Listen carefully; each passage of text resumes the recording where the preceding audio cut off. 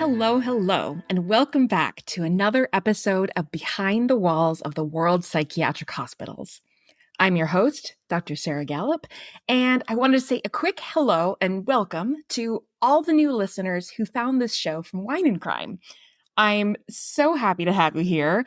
Clearly, you have a terrific taste in podcasts, and you look good too. That goes for all of you, actually.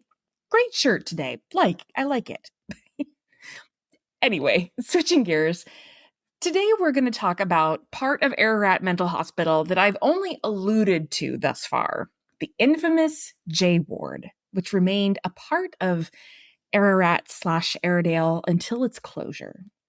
So trigger warnings for this episode include mention of crimes that involve murder, child sexual abuse, and death by suicide. And I will give a warning before the latter too. All of my sources are listed in the episode transcript.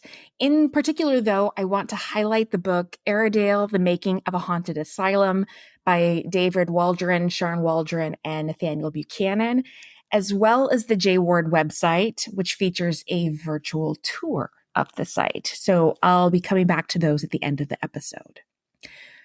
So for now, come on in and get comfortable as we go behind the walls of Ararat Mental Hospital's J Ward.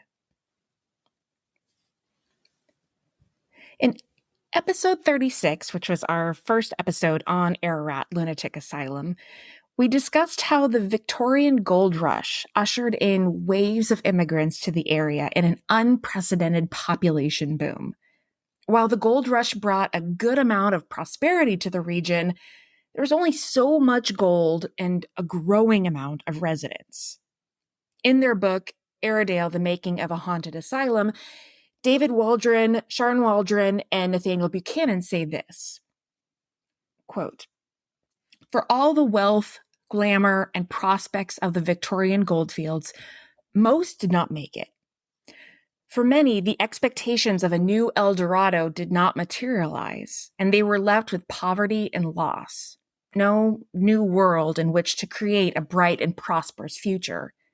And there's another dark side to this history. The prosperity of the gold rush was built on the land of the indigenous peoples of Australia, who were displaced, marginalized, and almost destroyed under the weight of colonial occupation and environmental devastation. Likewise, despite the prominence of stories celebrating those who became wealthy and powerful on the goldfields in central Victoria, many who came to Ballarat during the Victorian era found themselves displaced and impoverished, facing disease, hunger, economic vulnerability, drawn into crime, prostitution, and perilous working conditions. As much as the newspapers of the colony were filled with stories of miners who struck it rich, they were also filled with stories of violent crime, sexual assault, brothels, and children dying in scores from diphtheria, pox, typhus, and murder, all the ills and suffering that come from poverty and chaos," end quote. It was this intersection of poverty and chaos that led to increased crime, as the authors mention. And where there is increased crime, there is need for, well, punishment. According to journalist Mary Rillis Clark, until a jail could be built, quote, "Convicts were kept in appalling hulks in Port Phillip Bay until Pentridge and a smattering of regional jails were built," end quote. 3 regional jails were built in the area near the Victorian goldfields during this time, one of which was in Ararat. The construction of the Ararat County Jail, which for listeners in the U.S. is spelled GAOL, interestingly, began in 1859. You may remember from episode 36 that the height of the Victorian gold rush occurred roughly between 1851 and 1860, so construction of the jail began around the tail end of that time. The jail was built from bluestone, or what we call basalt in the U.S., and constructed in a popular style of the day, based upon the Pentonville prison in London. Now, Pentonville was built in 1842 with the explicit purpose of trying to keep prisoners isolated. There was a central administration area where guards could keep watch, and 4 wings extended from the central hub where inmates resided, and a hexagonal perimeter fence around the entire campus. Inmates were forbidden to speak to one another at Pentonville. In church, they sat in cubicles, or what they called coffins, so that they could not see each other. Only the warder could see them. And this became a preferred structure for prisons around the British Empire, hence the influence on the jail at Ararat. And interestingly, the jail at Ararat had a very modern kitchen for the time and was one of the few places in the area that had access to both hot and cold water. And even some of the wealthy farmers in the area were jealous of that particular feature. After 2 years of construction, the Ararat jail opened for inmates on October 10, 1861, with a total of 21 prisoners. At that time, both men and women were housed at the jail, although women inmates were certainly the minority. On the J Ward tour website, there's an article written by Jackie Sanders about women inmates at the old Ararat jail. In it, she tells several stories, beginning with the story of Mary Murphy Hall. And I thought it would be fitting to interrupt the history of the jail with a quick story about one woman's experience there. So Jackie Sanders explains that Mary Murphy Hall was born in Bristol, England in 1825. At 16 years old, so sometime around 1841, Mary was convicted of stealing a roll of cotton twill and banished to Australia. And let me just emphasize that.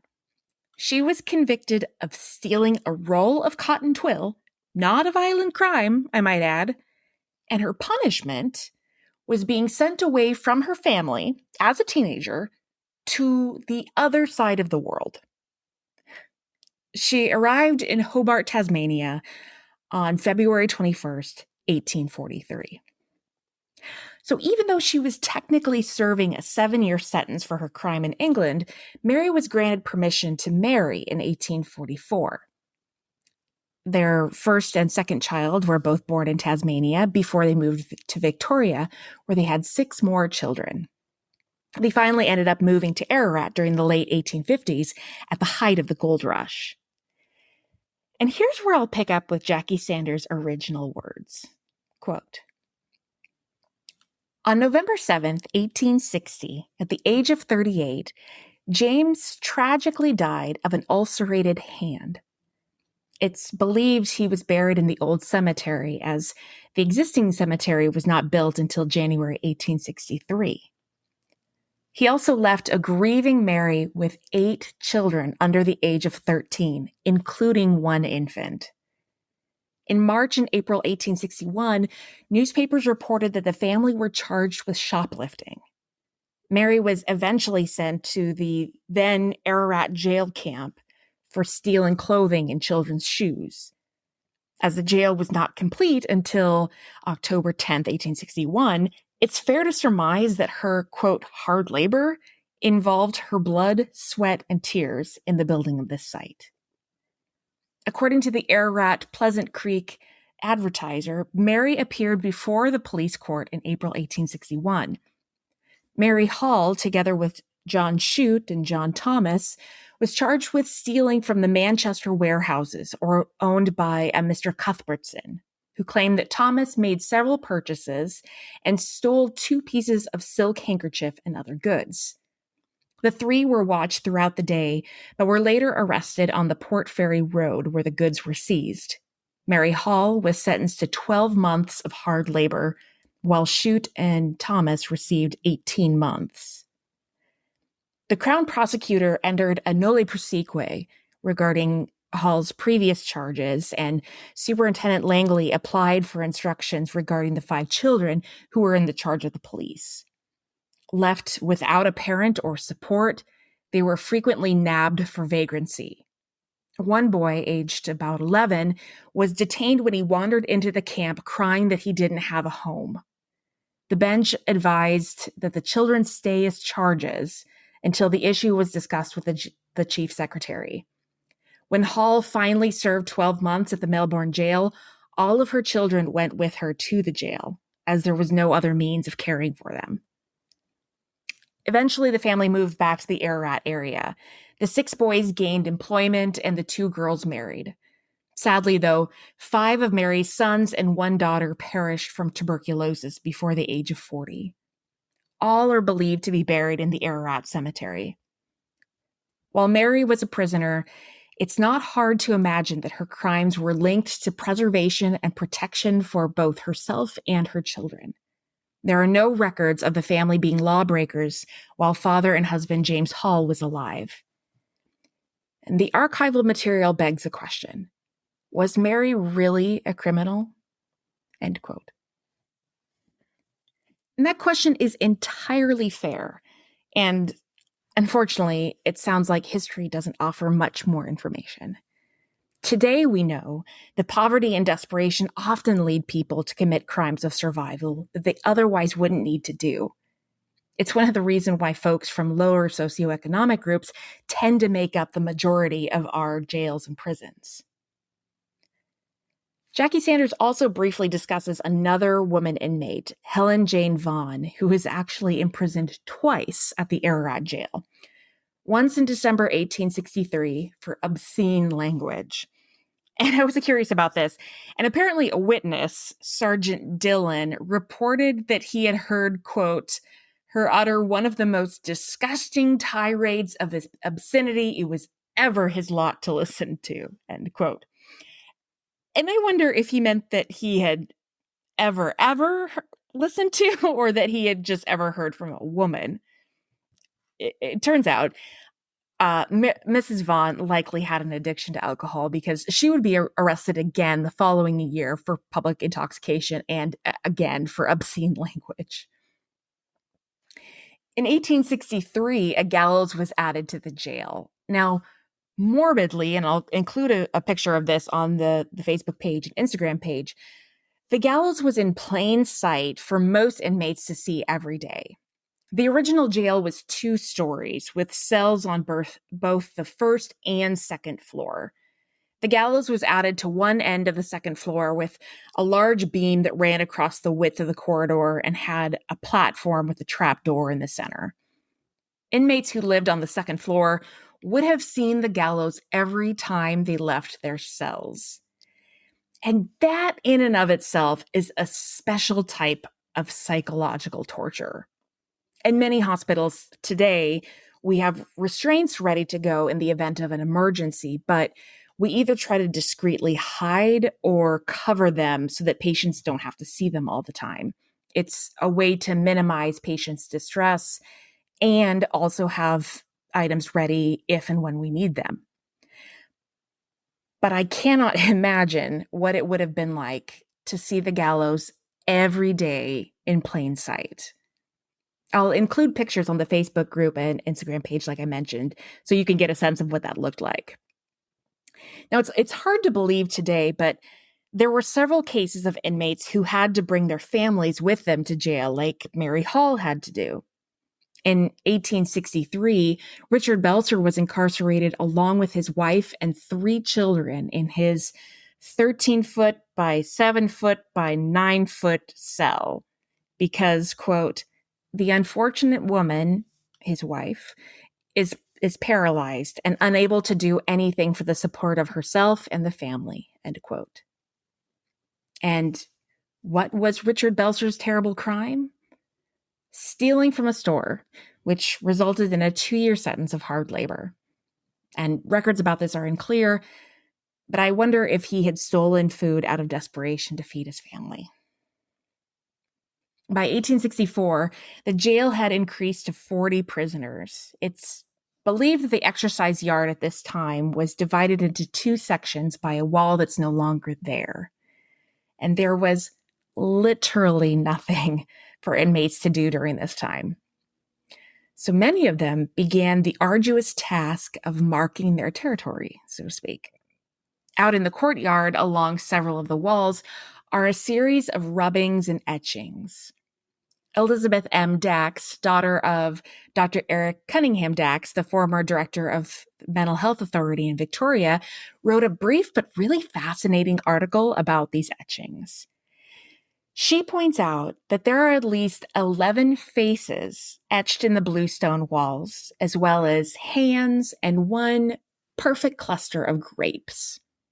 I remember that the land around Ararat has been producing Shiraz for over 150 years. So perhaps there was an inmate who had been involved in vineyard work at some point. Dax even mentions that one of the drawings appears to be the outline of a letterbox.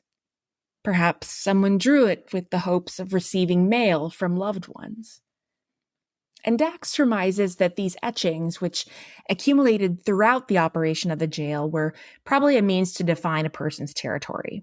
Or perhaps it was simply out of boredom. Bluestone, or basalt, is a very hard stone, so creating a lasting image would have taken a lot of time and repetition.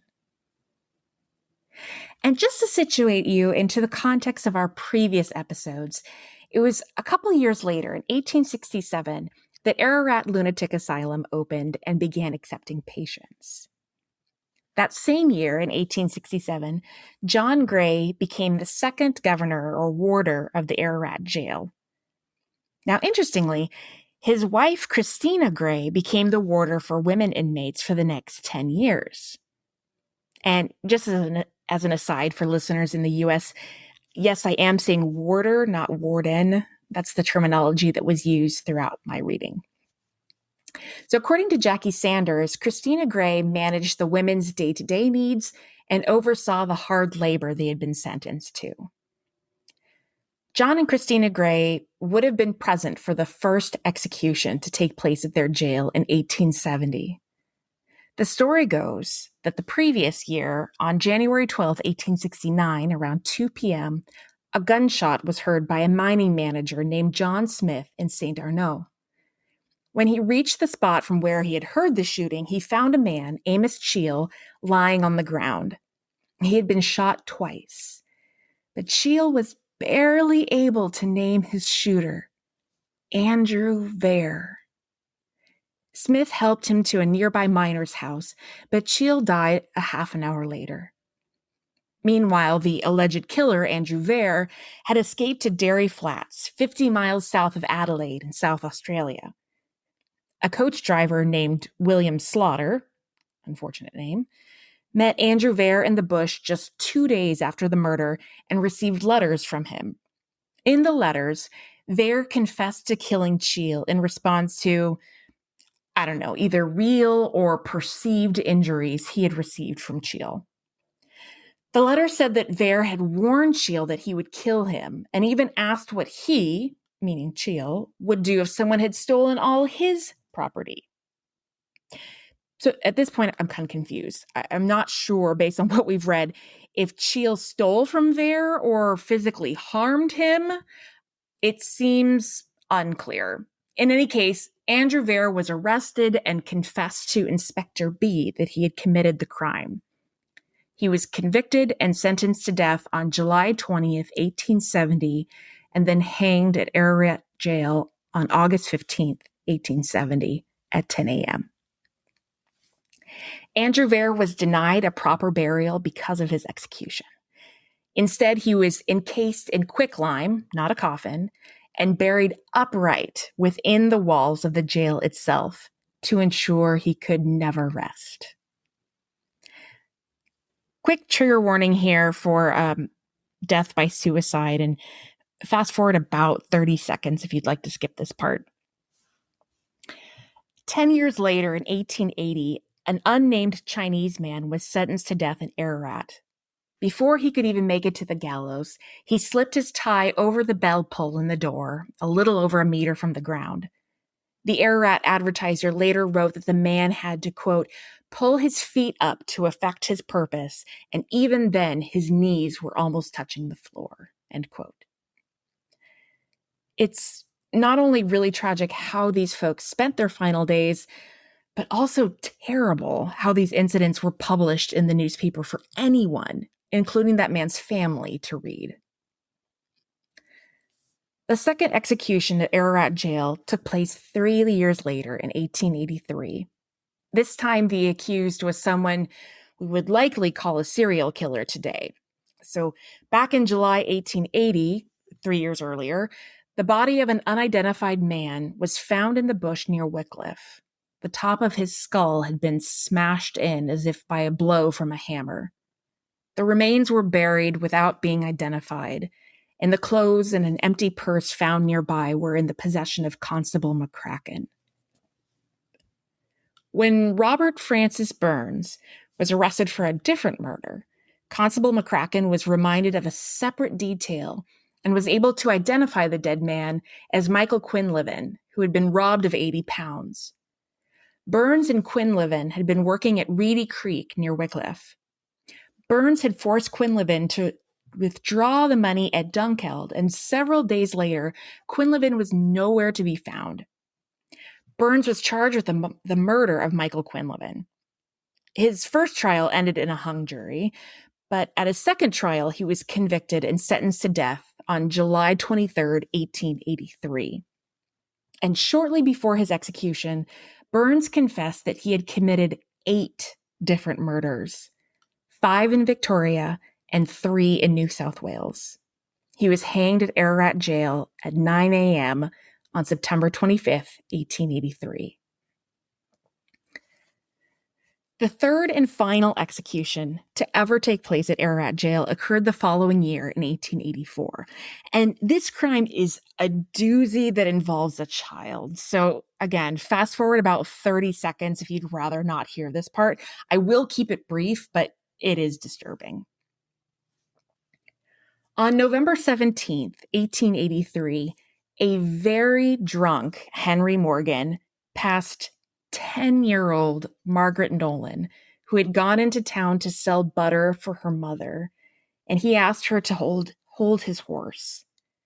Records conflict about what happened next. Some say he attempted to sexually assault her and got frustrated, and others say he did rape her, but the end result was that he ended up violently killing the young girl. He was convicted and sentenced to death on May 10th, 1884, and was executed at Ararat Jail on June 6th, 1884. Like Andrew Vare, Robert Francis Burns and Henry Morgan were encased in quicklime and buried upright within the jail walls. Today, there are arrows etched into the walls where the men are buried. People say that on cold days where the temperature dips below freezing, there are 3 distinct areas in the wall that never freeze. Some people claim that a supernatural force constantly reminds visitors of the evils these inmates committed. More likely, it's the quicklime that just doesn't allow the area to freeze, but that doesn't make for as good of a story. A couple of years later, in 1886, the Zox report was released. Now, I withheld that information during the previous episodes on Ararat Mental Hospital, knowing that it would be more significant here. The most significant finding from the Zox report was that the criminally insane should be separated from others who had been declared insane but who had not committed a crime. And this occurred at a fortuitous moment in time. The goldfields by this time had essentially dried up, so there really was no longer a need for a jail to accommodate diggers who were guilty of crimes. The jail had essentially served its purpose and was closed. But following the Zox report of 1886, the jail was subsequently turned over to the Lunacy Department. Renovations were made in 1886, preparing for its new beginning as an asylum for the criminally insane. The plan was for male inmates to remain at Ararat Jail while women inmates were relocated to Sunbury Asylum, which had been built only a few years earlier in 1879. And so, in December 1886, the old Ararat Jail became known as J Ward, a special ward of Ararat Lunatic Asylum. And the original plan was for J Ward to be a temporary housing option for the criminally insane until another building could be built. But it would end up being far from temporary. For 102 years, J Ward was the only institution in Victoria entirely devoted to the care of the criminally insane.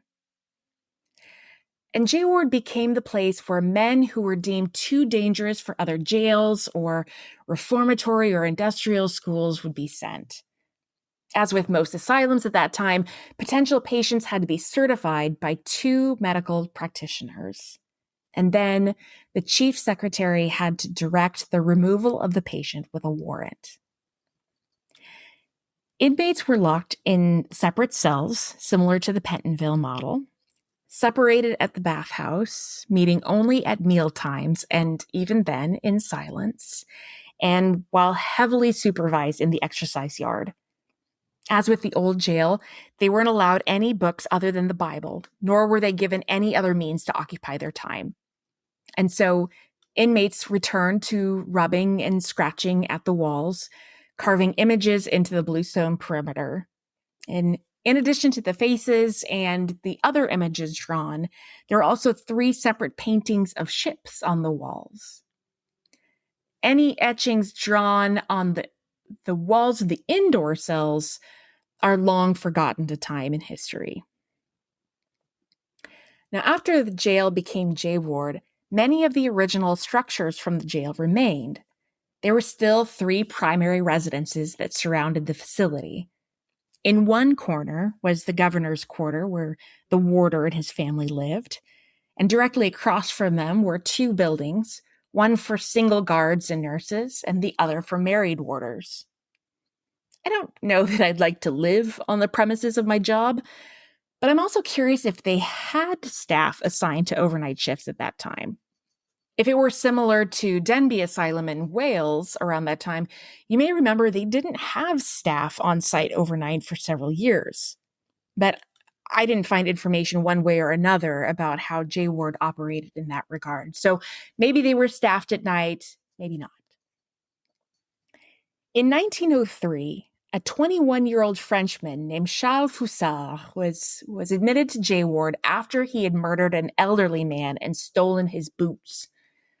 During questioning by police, Foussard also confessed that he had murdered another man, but later withdrew parts of his confession. But when taken to the scene of the crime, Foussard seemed to know the location well, including aspects that had changed since the murder. He was not officially convicted of the second murder, but was determined to be delusional and of unsound mind, and therefore unfit to stand trial. Foussard would end up spending the rest of his life at J Ward, passing away in 1974 at the age of 92 years old.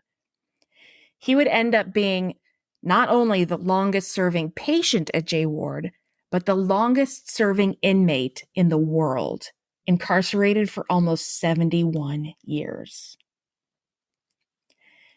In 1905, 19 years into J Ward's temporary functioning, then Inspector General of the Insane, Dr. Ernest Jones, wrote, quote, "There is an urgent need of doing away with this very undesirable adjunct to the Lunacy Department," end quote. So already the person with the power and authority to effect change related to J Ward noticed the problem, but was either unable or unwilling, I'm not sure which, to do anything about it. And he must have been very frustrated because only 3 years later, Dr. Jones was quoted as saying that J Ward's, quote, "continuance as an adjunct to a mental hospital in this, the 20th century, is more barbaric than barbarism," end quote. Those are pretty heavy words, more barbaric than barbarism. And I wonder, could it have something to do with the unheated cells that only had a cutout high on the wall and not a window with glass, but just an opening to the elements, whatever they may be? Or perhaps it was because of the lack of bathrooms, just chamber pots that patients used in their cells, or the toilets out in the open exercise yard. Or perhaps, most likely, it was because of what wasn't recorded that happened at J Ward. Historians have tried to piece together what conditions patients lived in, but all that remains are a few scattered excerpts from the Ararat Advertiser, ones that talk about overcrowding at J Ward and whippings. Certainly not ideal conditions for patients who hope to be treated and return to the community. Dr. Ernest Jones would remain the Inspector General of the Insane until 1937. I wish there were more information about what he observed and how he tried to make improvements. All I was able to find was another attempt, this time in 1925, when he was planning to visit J Ward to make recommendations for improvement. It was unclear what recommendations, if any, were actually implemented. In 1926, a 45-year-old man named William or Bill Wallace was eating at the Waterloo Cafe on King Street in Melbourne when an American man named William Williams, and I'm sorry, side note here, what is with all the Williamses? William Wallace, William Williams, it's just too many Williamses. Anyway, William Williams enters the Waterloo Cafe, and at some point he lights a cigarette. Now, Wallace dislikes this and asks Williams to stop smoking, but Williams refuses. An argument ensues, and Wallace leaves the Waterloo Cafe. However, as soon as William Williams, the smoker, left the cafe, Wallace grabbed his gun and shot Williams to death. Allegedly, Bill Wallace had a wife and children, but as soon as he was taken into custody, he never spoke of them again. In fact, Wallace refused to cooperate with law enforcement at all and didn't answer any questions other than his name and place of birth. He was declared insane and unfit to stand trial and transferred to J Ward. But life at J Ward seemed to suit Wallace just fine. He bought a new suit every year from a tailor in Ararat and spent his time playing chess and, ironically, smoking.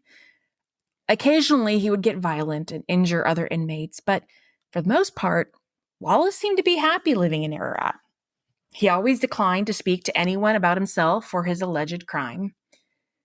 55 years went by like this, and Bill Wallace then turned 100 years old. And the media got wind of his centennial and petitioned for his release. I mean, after all, what was a 100-year-old murderer going to do?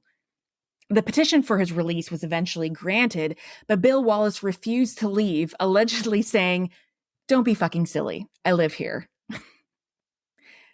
Wallace was eventually transferred from J Ward to a geriatric ward at Aradale Mental Hospital, where he died on July 17, 1989, just a few weeks short of his 108th birthday.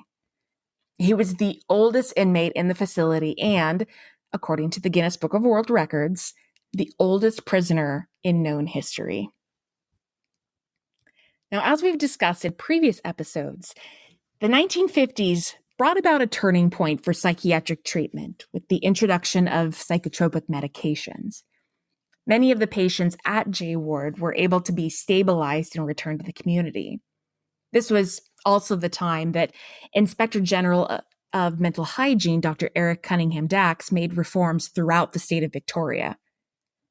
Now, some of the patients stabilized and worked in the large vegetable garden at J Ward.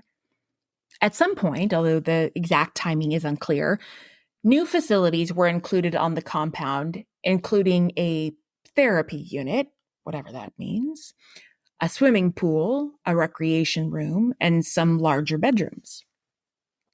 Of course, these improvements don't discount the other forms of treatment that had been used at J Ward. Quote, machines for electric shock treatment, heavy canvas sheets stitched so they could not be torn, Hessian or burlap mattresses, straitjackets, leather mittens, and single beds taking almost all the room in the cells, end quote. Now, to be fair, we still use heavy blankets that are tear-resistant today, but usually only when someone is being watched for suicide or self-harm, or if they have a recent history of tearing clothing or bedding. I noticed there wasn't a lot of information about J Ward and the patients after about 1970, and part of this is because some of the patients who lived at J Ward are still around. So, out of respect and privacy for those folks, many more recent stories remain known only to those connected to them. There were, however, two particularly notorious patients at J Ward after 1970. The first was Mark Chopper Reed. Now, this guy has enough history and crimes to make a podcast in and of himself, so I can't get into too many details. Suffice it to say that Chopper Reed was a career criminal and gang leader whose vices included robbing, kidnapping, and torturing other criminals. In the late 1970s, Chopper Reed avoided a prison ambush by other inmates by having someone cut off both of his ears. This resulted in his being transferred to J Ward for mental health treatment for several months until he was returned to prison. This guy's story is almost too unbelievable to be true, and it was made into a 2000 film simply entitled Chopper. And interestingly, he also apparently wrote children's stories, but even without having read them, I'm not sure how much I'd endorse them. But if you have read Chopper Reed's children books, I don't know, let me know how they are. I'd be curious. The other notorious criminal housed at J Ward was Gary David, whom we discussed in episode 38. You may remember that Gary David had been serving a 14-year prison sentence when he got closer to the time of his earliest possible release date and was evaluated for mental health issues. It was determined that he met criteria for antisocial personality disorder and was declared mentally ill. But while this went back and forth in the courts about whether or not a personality disorder was considered a qualifying mental health disorder, Gary David remained incarcerated at J Ward. And once it was determined that his personality disorder was not a qualifying mental health diagnosis, he was transferred back to Pentridge Prison, where he later died from self-inflicted injuries. Around the time that Gary David was housed at J Ward, Victoria was in the midst of deinstitutionalization. This came on the heels of the Burdekin hearings and the poor report about patient conditions at Ararat Mental Hospital. Still, it probably came as a bit of a shock when, in 1991, J Ward closed.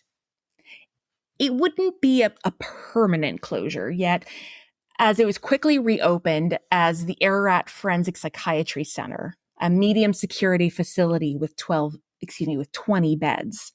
When the site transitioned to a new forensic psychiatry center, there were larger bedrooms added as well as unbreakable windows.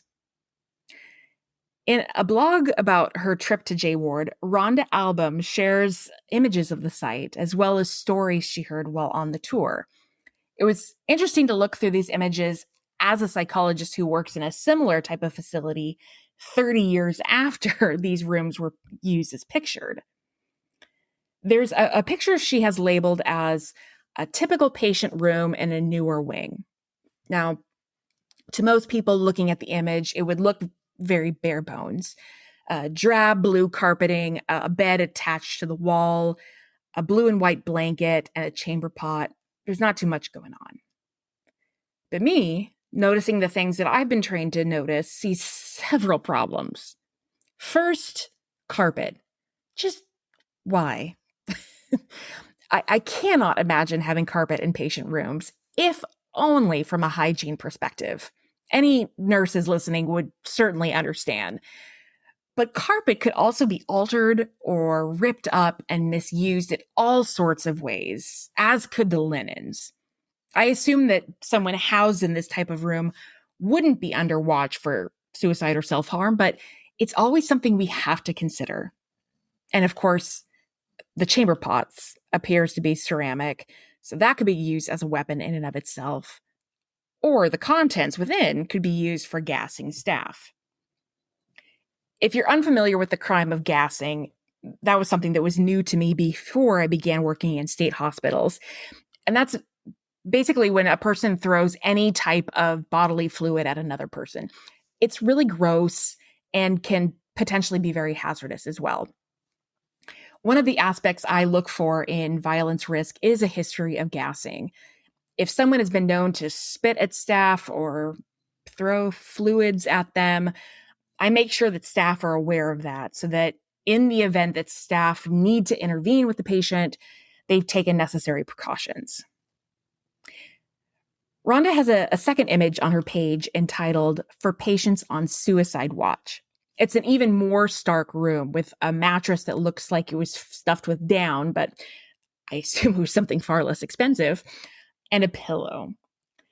The mattress looks like it could be shredded by a patient, and today we make sure that patients on watch for suicide or self-harm use a blanket that is tear-resistant to keep them safe. But the room overall seems scarce enough, except for the floors. Now, I would love to have these floors in my house. They're absolutely beautiful, but maybe not in a room for someone being watched for suicide or self-harm prevention. They're made of wood and placed in a herringbone pattern.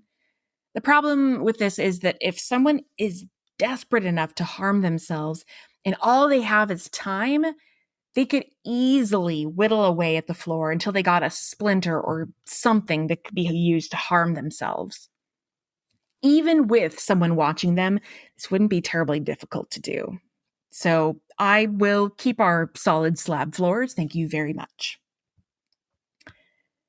Sometimes I stop and think about how weird my job is, that I have to think of the many possible ways that someone could harm themselves with an ordinary object that probably no one else would see as dangerous. I mean, many seemingly innocuous objects that we all use every day are considered contraband for patients because, well, we've seen them be misused.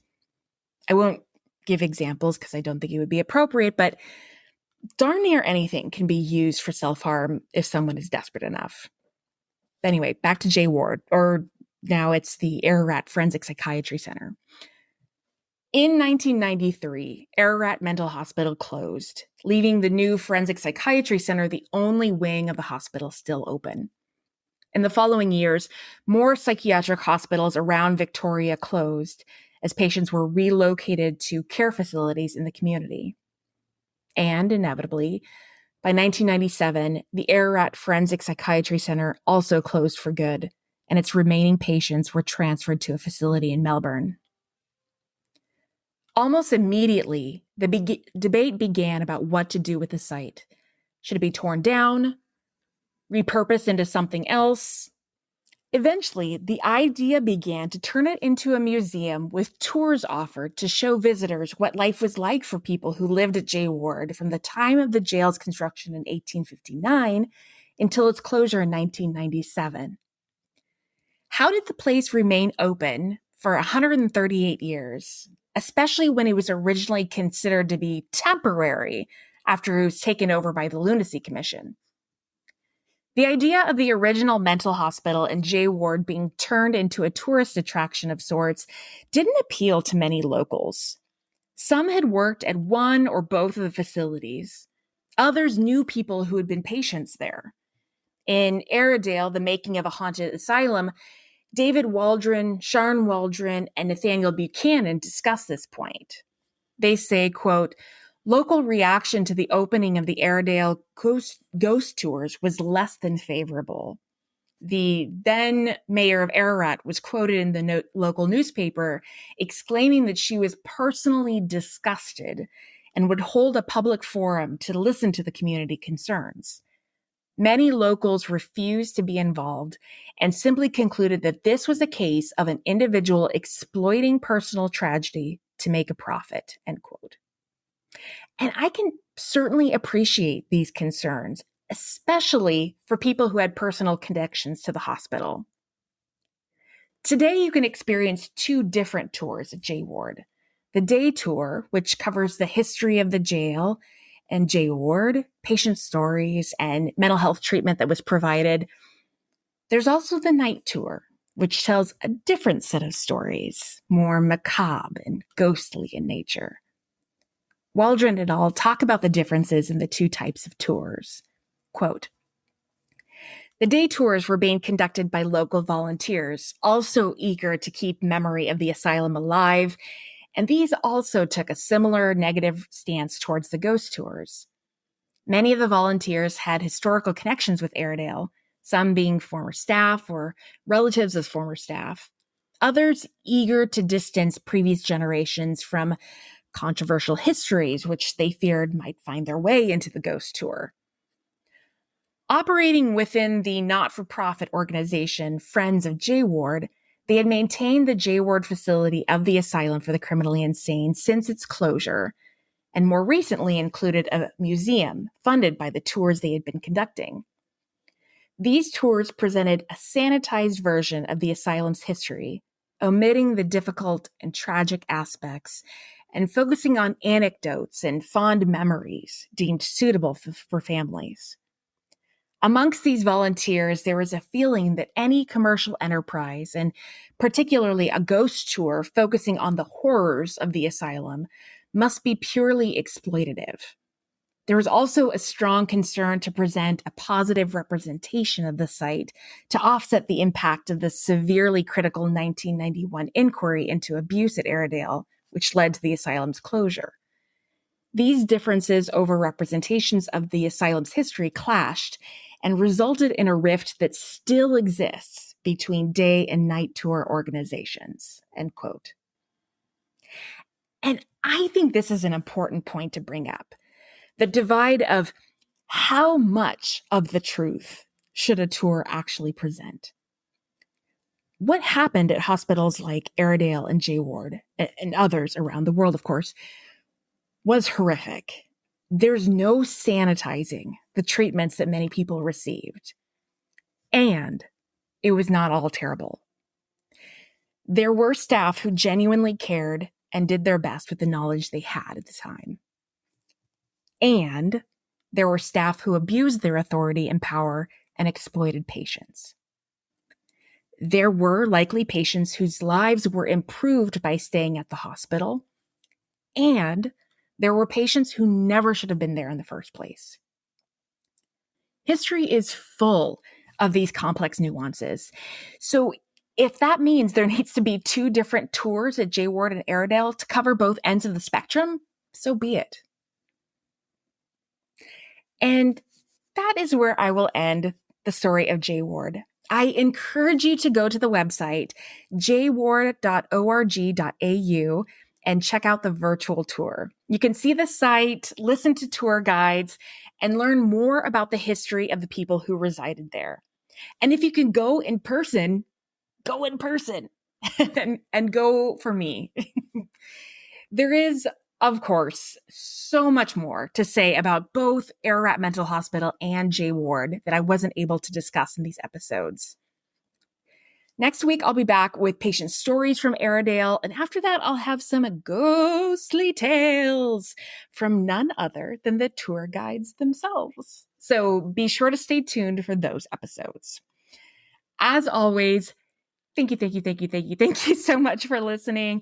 If you liked this episode and haven't done so already, please rate, review, and subscribe wherever you're listening, but super extra bonus points for rating and reviewing on Apple Podcasts. Feel free to share the show with a friend. Feel free to check out the Beacons page to find out other ways to support this show. But most importantly, remember the words of Maya Angelou. Do the best you can until you know better. And then when you know better, do better. Until next time. Thank you so much for listening to Behind the Walls of the World Psychiatric Hospitals. Once again, I'm your host, Dr. Sarah Gallup. Cover image is by Christopher Payne. Check out my website at behindthewallspodcast.buzzsprout.com. Follow the podcast and learn more on Facebook at Behind the Walls Podcast and Instagram at Behind the Walls Pod. For questions or recommendations, email me at behindthewallspodcast@gmail.com. You can find new episodes every Monday on Amazon Podcasts, Spotify, Stitcher, or wherever you're listening right now. If you like the show, please rate, review, and subscribe on Apple Podcasts. It helps other people find and listen to the show, and I would be so grateful. Please stay tuned for more episodes of Behind the Walls of the World's Psychiatric Hospitals. Until next time.